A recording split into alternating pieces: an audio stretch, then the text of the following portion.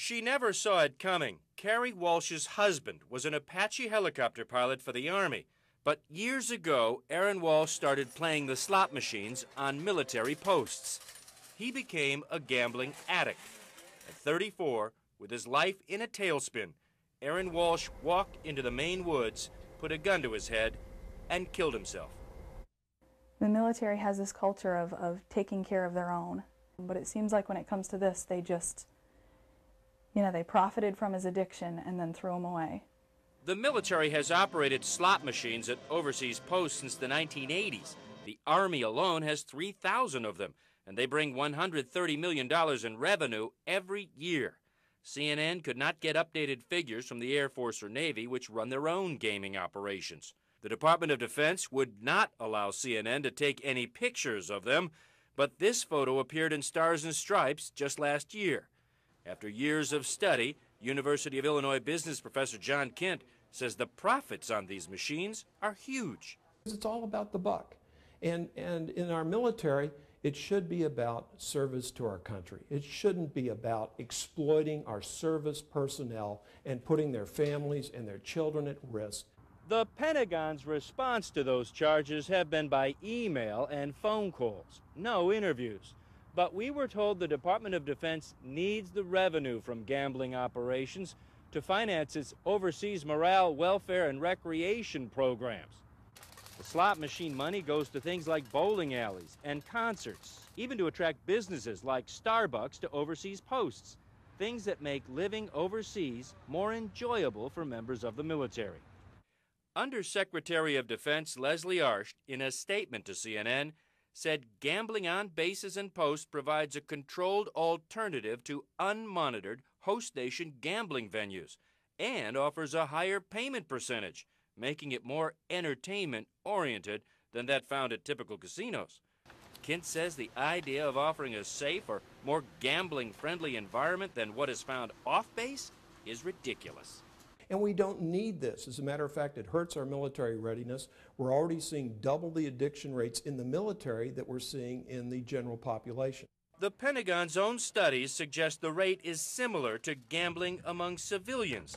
But Kent says people drawn to military life are predisposed to becoming gambling addicts.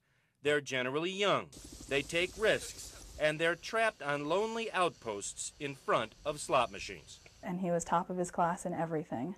Aaron Walsh had already gone through one marriage and a suicide attempt after getting hooked on the slots at a post in Germany. After he married Carrie, they were sent to South Korea. Again, Aaron Walsh was lured by the slot machines on base. In 10 months, this father and husband tore through his military paychecks, maxed out his credit cards, even stopped eating to pay for his addiction. When he got into trouble for missing work and was grounded, Carrie Walsh had enough. She left Korea and Aaron. Kent says the military's gambling operations were reviewed by Congress 7 years ago. What Congress got, he said, was this: a 13-page report, a real whitewash by the military. Now, why would they be doing that? It's because there's something that they don't want the public to know. There's something that they don't want Congress to know. The report dismissed the notion that the slot machines fed gambling addictions among the troops. The military did run an addictive gamblers treatment program at Camp Pendleton, and for a time Aaron Walsh was sent there, but he went AWOL. The New York Times profiled Aaron Walsh in the fall of 2005. He was alive, addicted to gambling, and homeless in Las Vegas. A few months after being forced to leave the military because of his addiction problems, Walsh turned up in Maine.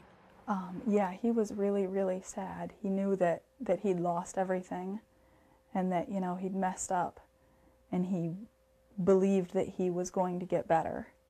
And you thought he was going to get better? Yeah. But even rural Maine couldn't protect Aaron Walsh from his own addiction. Just an hour north here in Bangor, Maine was opening its first casino, the Hollywood Slots. And it's here, Carrie Walsh says, her husband would place his last bet, the one on his life. I think he had been doing really well staying away from it, and then I think that he went and had like a gambling binge, and then realized what he had done and decided he wasn't ever going to get better. Earlier this year, the Pentagon shut down its program at Camp Pendleton. the only inpatient facility for gambling addiction, leaving soldiers like Aaron Walsh to fend for themselves. Drew Griffin, CNN, Bangor, Maine.